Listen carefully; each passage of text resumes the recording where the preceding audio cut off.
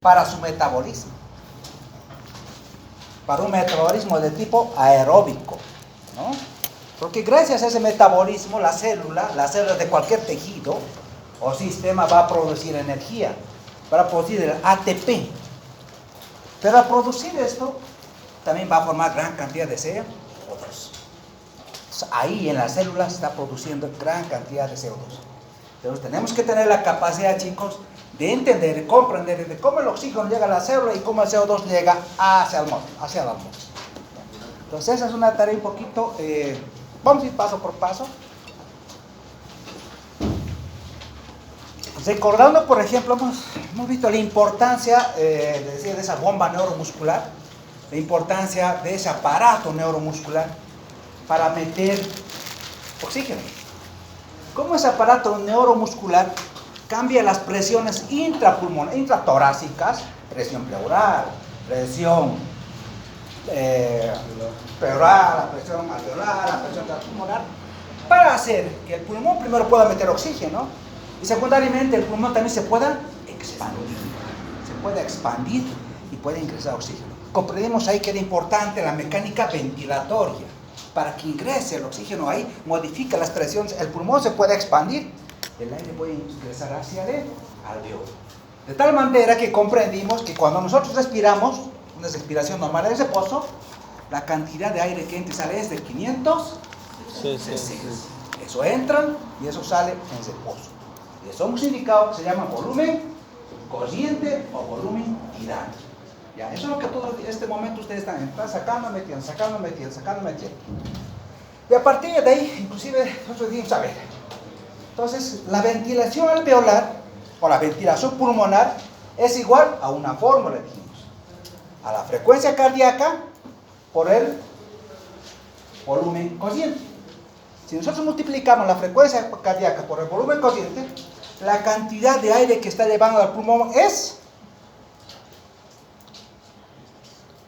Si multiplicamos la frecuencia cardíaca, que es de 12, ojo chicos, 12, como mínimo, así lo está utilizando Gaito, como he dicho, lo normal de 2 a 16, ojo, un promedio de 15, les dije, inclusive, hemos hecho encuestas, pero de 2, calcularemos con 12, entonces más o menos 6 litros. Esa es la ventilación pulmonar, eso es lo que está haciendo todo el organismo en este momento, ventilando sus pulmones, ventilando sus alveolos, pero esa cantidad. Pero nosotros queríamos llegar más allá. Decíamos, pero yo quiero saber cuánto es de la ventilación alveolar, porque me interesa el oxígeno en el alveolo, no tanto en el aparato respiratorio. Yo sé que todo el aparato respiratorio va a llegar y me va a dar 6 litros. Entonces yo necesitaba saber cuánto era la ventilación alveolar. Y multiplicaba la frecuencia cardíaca por una fórmula. ¿Cuál es? ¿Cuál? Pues ha estado el volumen consciente menos el volumen del espacio muerto. ¿No? Bueno, porque hemos dicho, hay una parte del aire que se queda en la vía aérea superior, hasta la tráquea, desde la nariz hasta la tráquea, no participa de la hematosis, no participa del intercambio gaseoso. Ese aire que se queda ahí se llama volumen del espacio muerto o aire del espacio muerto anatómico. Algunos dicen fisiológico, pero anatómico. ¿Ya? Entonces le hemos estado 150, ese no llega.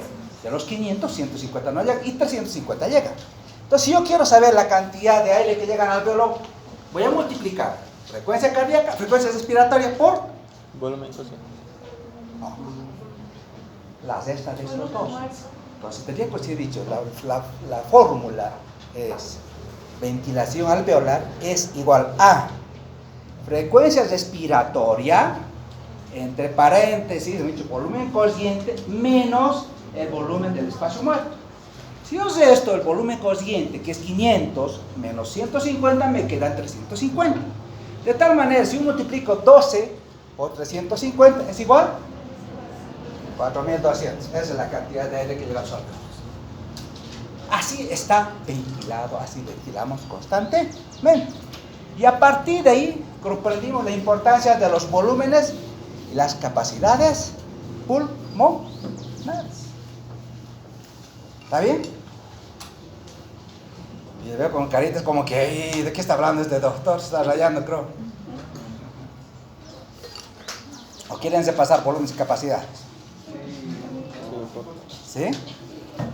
Ya, porque es importante, vamos a pasar un poquito antes de este tema, volúmenes y capacidades rapidito para que podamos comprender esto, porque vamos a hablar de volumen de reserva o de capacidad de reserva.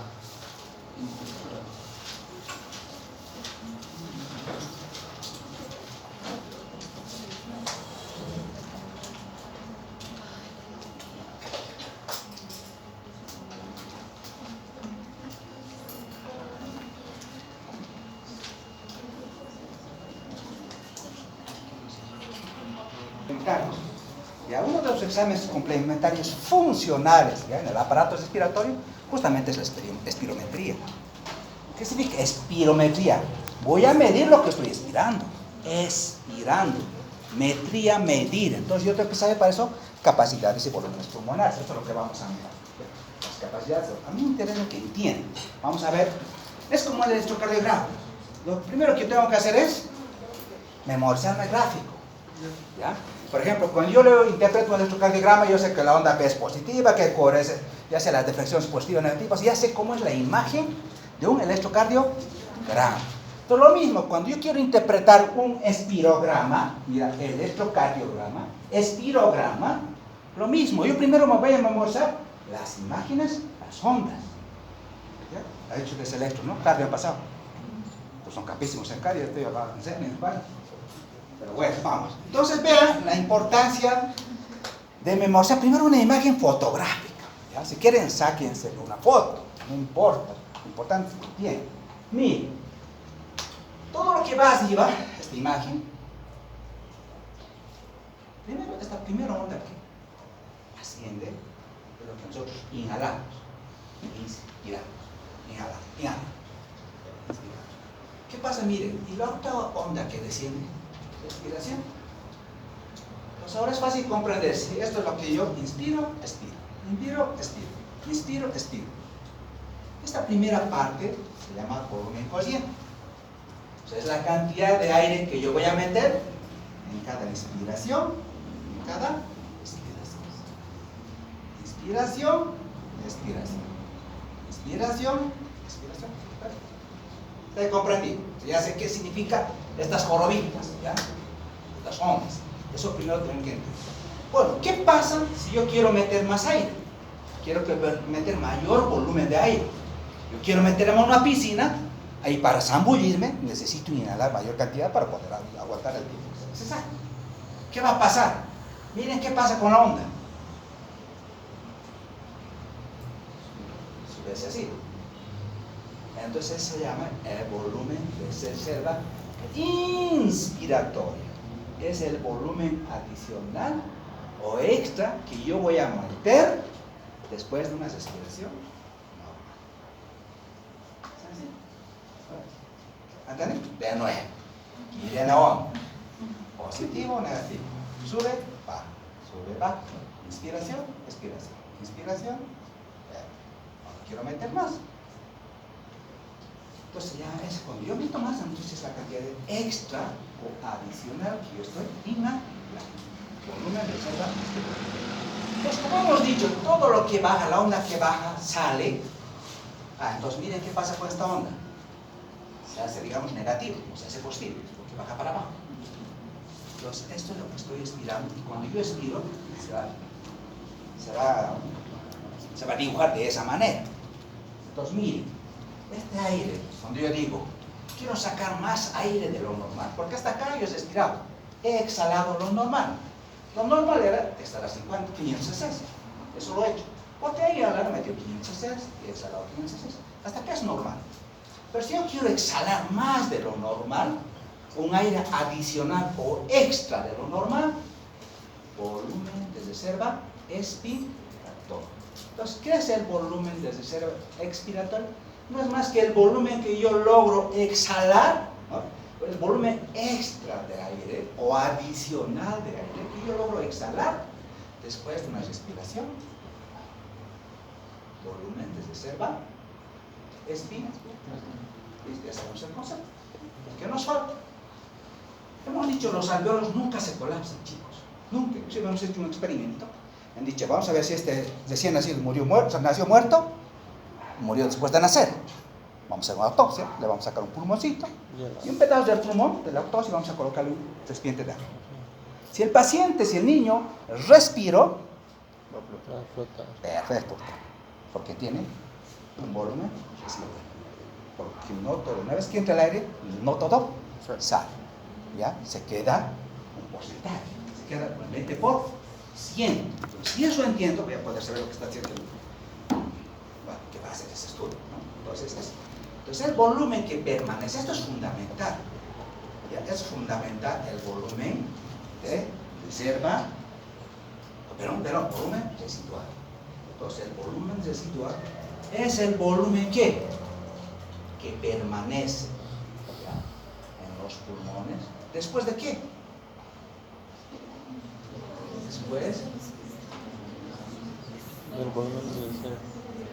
Después de yo haber expirado, después de haber hecho yo una expiración, después de un volumen, después de haber eliminado, digamos, normal, durante una volumen de haber eliminado, pero queda un poco.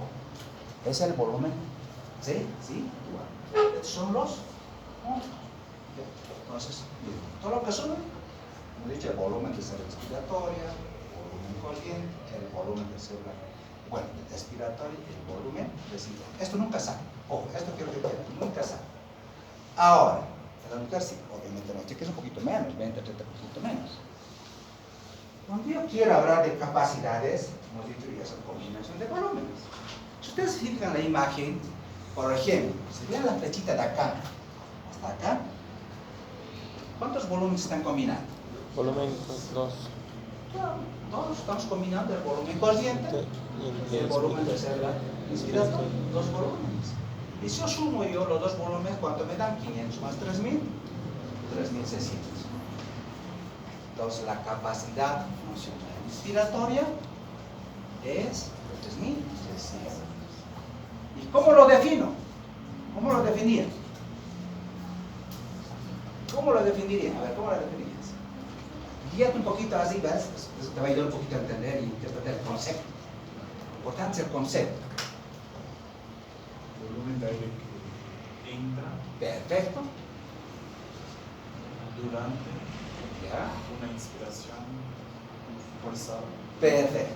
Hay una diferencia, chicos, miren, y ahí es la trampita, es pregunta de examen. ¿Qué diferencia hay en el concepto entre el volumen de reserva inspiratoria y la capacidad funcional espiritual? Va a ser igual, ¿no? Si es el volumen de aire, igual voy a hacer unas cosas para meter esa cantidad de aire. Pero hay una diferencia. Acá dice, el volumen de reserva inspiratoria es igual al volumen de aire extra, esa diferencia, o adicional, que entra durante una inspiración forzada. La diferencia es el extra, el adicional. En cambio, en la capacidad funcional inspiratoria, estamos diciendo lo que el volumen de aire que entra durante la inspiración forzada. Esa es la trampa, un poquito para interpretar esto. ¿Ya? Voy a pensar esa trampa. Entonces, la diferencia es en el extra, en el concepto. ¿Ya? Y la cantidad son los dos volúmenes. ¿Listo? Y la capacidad residual funcional. Miren, esto es lo que voy a lograr. Exacto. ¿No? ¿Qué volúmenes combinan? Dos. El volumen de reserva respiratoria, el volumen residual. Yo subo los dos, las otras proporciones. Ya sé cuál es la cantidad, ya sé qué volumen se combina, pero ahora voy a darle el concepto.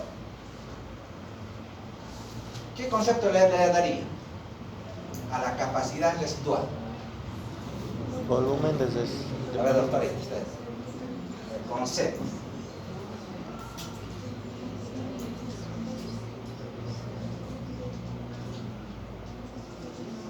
A ver, analice. Volumen de aire. ¿Cómo es residual? Aquí ya hay un volumen. Entonces aquí entra una palabrita. Permanece. Ya, por eso ese volumen, de hecho, que permanece, que nunca está exhalado. ¿Ya? Esto es importante, ¿por qué? Cuando ustedes digan cuál es el valor normal, ¿ya?, de la capacidad vital forzada, el valor normal es mayor al 80%. Entonces el doctor dirá, oye, pero 80%, Claro, ahora tiene sentido, porque no todo lo que voy a inhalar, lo voy a exhalar. Si voy a inhalar el 100%, solo voy a exhalar el 80%. El 20% se va a quedar. Y lo normal es que el doctor, cuando haga la espirometría, cuando mide esta capacidad, si él no tiene patología pulmonar, su capacidad vital va a ser mayor al 80%. Sí. Eso es fisiología. Entender las cosas. ¿Por qué? ¿Está bien? Entonces, ¿cuál es el concepto? Volumen de aire que permanece, ojo, Después de una expiración normal. después De una expiración normal. Exacto, normal. Miren el gráfico. De aquí para acá, no es forzado. Cuidado que en el examen les pregunte eso. Esas son las trampitas del examen. Y siempre les pregunto, esto hecho la resistencia también, ojo chicos, no es, lo que están entendiendo ahora es para toda su vida. Yo les he dicho, si vengan aquí, por favor, vengan y concéntrense. Ya, concéntrense, no se pierdan. Y si tienen otros problemas, mejor no estén acá, porque están perdiendo su tiempo. Porque la idea es entender medicina para hacerles más fácil. Quien comprende la fisiología, quien entiende la fisiología, la medicina es facilísimo. Facilísimo. Ustedes van a poder interpretar gasometría, espirometría, gasometría. Todos entienden la fisiología normal. Pero bien, eso es. Ahora, decía, ¿qué es la capacidad vital? Acá la capacidad vital mide ya la expiración. Ustedes ven cuántos volúmenes estoy combinando. 3. 3 volúmenes. El volumen de reserva inspiratoria, el volumen corriente y el volumen de reserva Expiratoria. Pero acá no dice cuál es la capacidad vital. ¿Cuál sería el concepto? Si estoy hablando de la capacidad de la vida, de la vital de una persona, ahora voy a mirar la cantidad de aire que éste logra expulsar. Entonces la capacidad vital no es más otra cosa que la cantidad máxima de aire que una persona puede exhalar, después también una inhalación máxima. Porque durante la inhalación máxima yo he metido volumen consciente más volumen de centro respiratorio. Yo quiero medir mi capacidad, entonces es la cantidad de aire máximo que yo puedo exhalar después de una inspiración máxima. Entonces esa es la capacidad vital. Si sumo los tres volúmenes, esa es la capacidad. Esa es la capacidad, ¿no? La capacidad pulmonar total. Bueno, los 4 volúmenes, ¿no? Abarca un poco. Entonces, en conclusión, la capacidad pulmonar total es cantidad máxima en la cual los pulmones pueden estar expandidos, ¿ya? Con todo el aire. Ahí sumo todos los volúmenes y el aire es la cantidad máxima que pueden contener los pulmones. Y esto es importante, ¿por qué? Por este gráfico. Para eso han aprendido. Ahora, para comprender, cuando les dé un informe de espirometría, ese es el informe.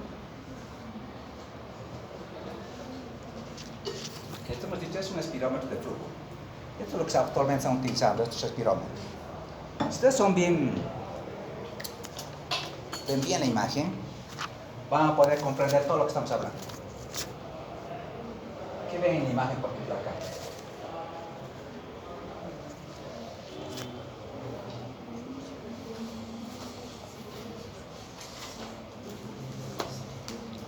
Esto le ha hecho un estudio del paciente, igual a medir dos cosas, y acá dice, la capacidad vital forzada o volumen expiratorio forzado en el primer segundo, su valor normal es Mayor a 80%. Ahora yo sé por qué es, porque no puedo exhalar el 100%, les repito, solo puedo exhalar el 80%, el 20% se queda en el pulmón, porque el pulmón nunca se colapsa, nunca se colapsa. ¿Okay? O se mira el espirómetro, lo mismo. Se ve el gráfico dice, capacidad vital forzada de este paciente, Es un 5.7 litros. En porcentaje, ¿cuánto se resultó eso? 90%. Sí. Entonces ustedes, ¿no? Abajito que dice, el volumen expiratorio forzado en el primer segundo, 93%. ¿Valor? Es No. normal. Para eso sirve lo que están estudiando, chicos, no es otra cosa. No es que aquí estamos, porque en un momento van ustedes a interpretar exámenes complementarios. Esta mañana, por ejemplo, pasaba con los residentes de estación práctica con los de gastro, y ahí en la consulta, y le digo, a ver, doctor, usted ha pasado de hematología. Aquí está un hemograma, interpréteme. Se supone, si ya ha hecho fisiología, ¿no? O sea, sanguínea, qué sé yo, pero tendría que saber interpretar mínimamente un hemograma. No puede ser que ustedes acaben la carrera y les dé un hemograma y no sepa interpretar el hemograma. Es lo mismo, saliendo acá ustedes tienen que saber interpretar espirometrías, tienen que saber interpretar hasta una gasometría, chicos. Esa es la idea, iba a seguir. Entiendo. Bueno, entonces ya lo que hemos dicho son ya volúmenes ventilatorios, de difusión alveolares, y ya hemos visto con ustedes. Pero necesita un poquito que recordemos eso de que quede clarito, ¿ya?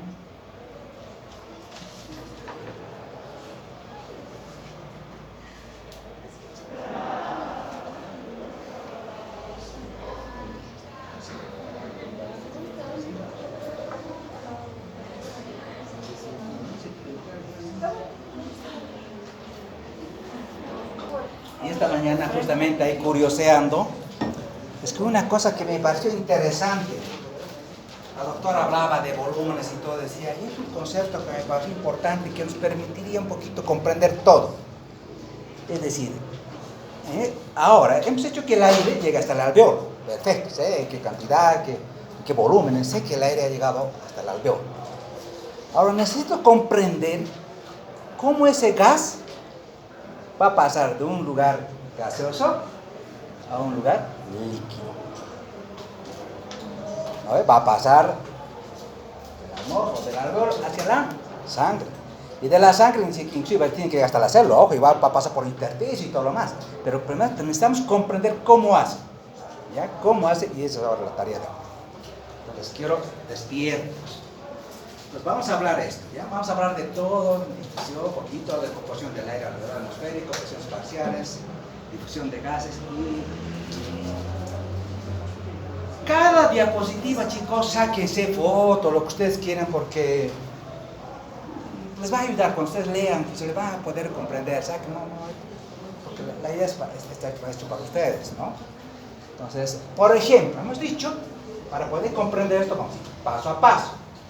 Hemos dicho que el aparato respiratorio lo vamos a dividir dos, una zona de conducción y una zona de respiración, zona de intercambio gaseoso, zona respiratoria, como ustedes quieran, ¿ya? O miren, en la zona de conducción, miren, esto es importante, es aire seco,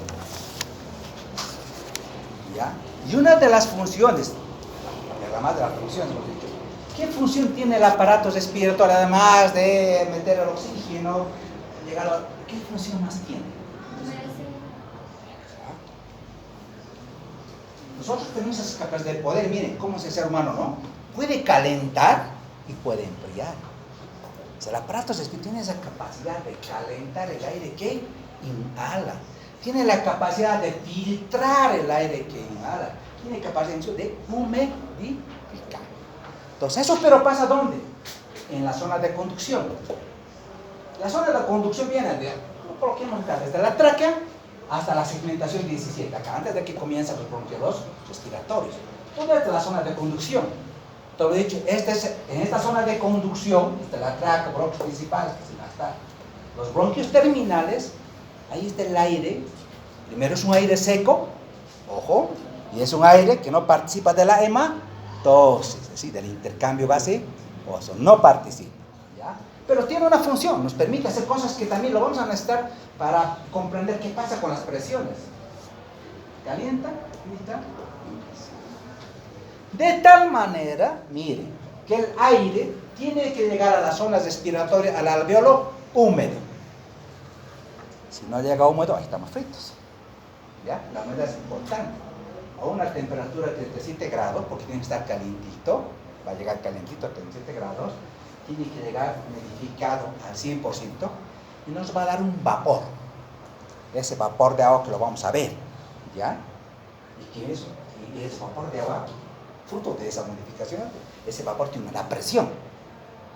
Y esa presión del vapor de agua es de 47 milímetros de mercurio. ¿Está bien? Lo que quiero que entiendan que cada parte del aparato respiratorio tiene una función. ¿Ya? Y esa parte de la primera función es esta. Humidificar el agua. ¿Ya? Humedecer para que nos genere una presión de vapor. Entonces yo tengo que recordar un poquito esto para poder entender todo. Entonces ahí están sus bronquiolos respiratorios, desde donde comienza esta zona de intercambio gaseoso. Ahí están los alveolos, los sacos alveolares, los sacos alveolares y los propios alveolos, ¿no? Y ese es sobre el histológico. Seguimos viendo, recordando un poquito lo que hablamos también. Entonces yo voy metiéndome poco a poco. Pues ahora quiero conocer al alveolo. Ustedes lo han estudiado al alveolo, saben la estructura del alveolo. Pero necesitamos conocer. Para conocer la función, yo necesito saber la estructura. ¿Cómo está estructurado el alveolo? ¿Qué tipo de células tiene el alveolo? ¿Qué tiene el doctor?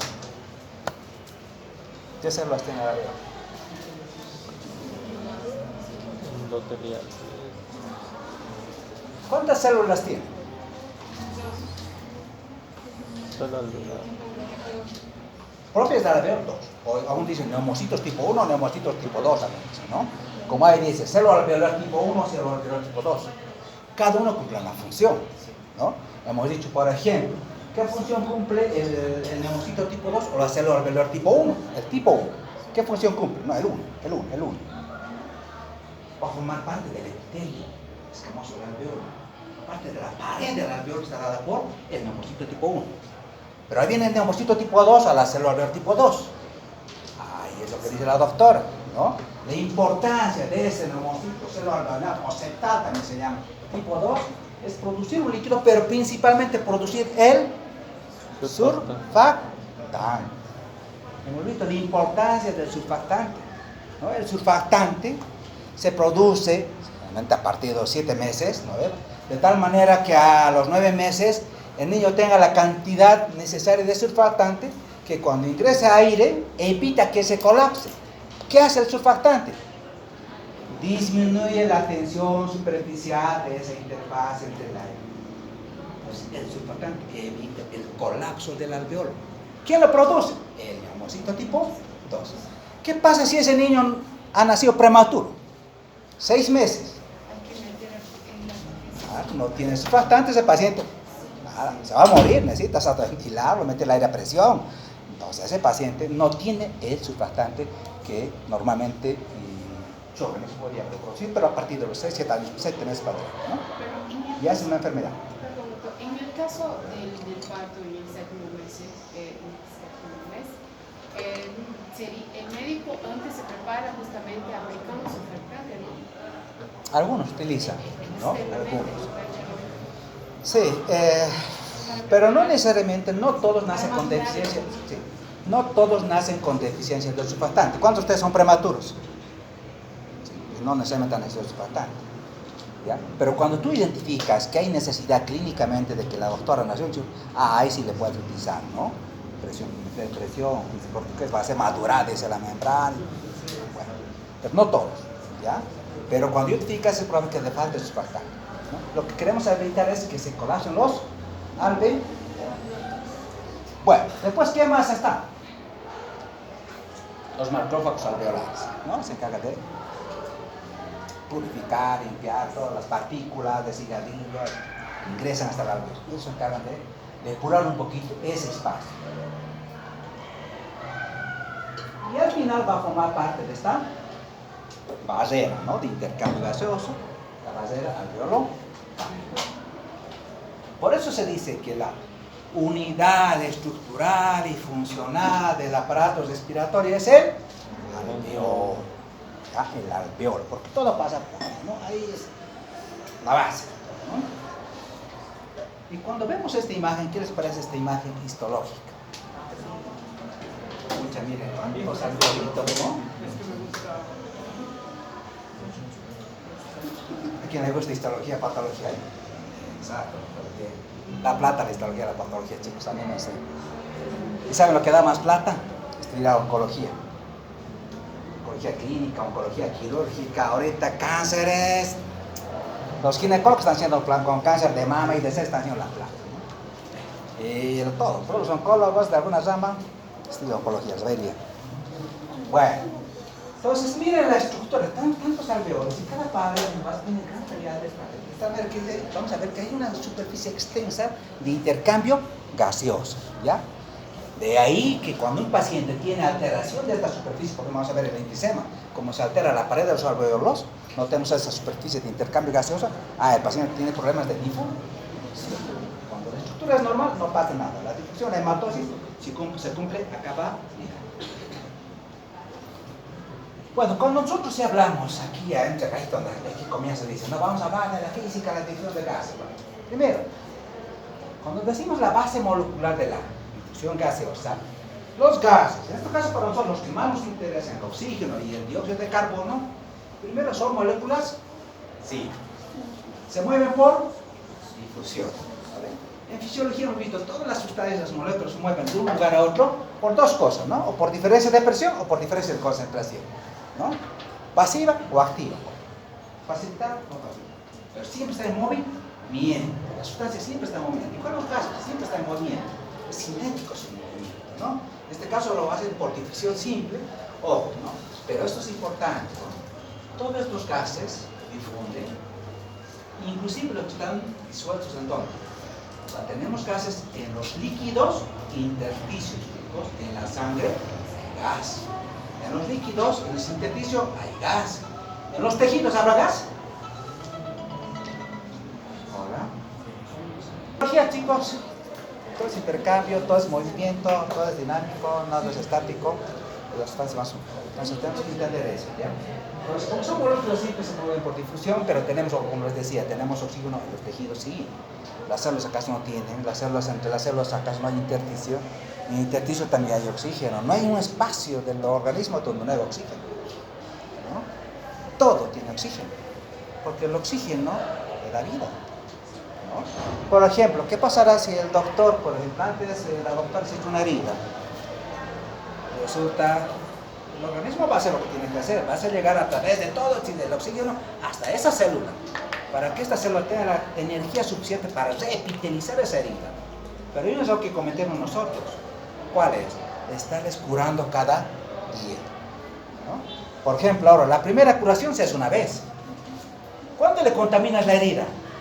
Cuando tú le colocas mucho tiempo, está cubierto con apósitos, esto se les está, porque lo sobreinfecta la humedad.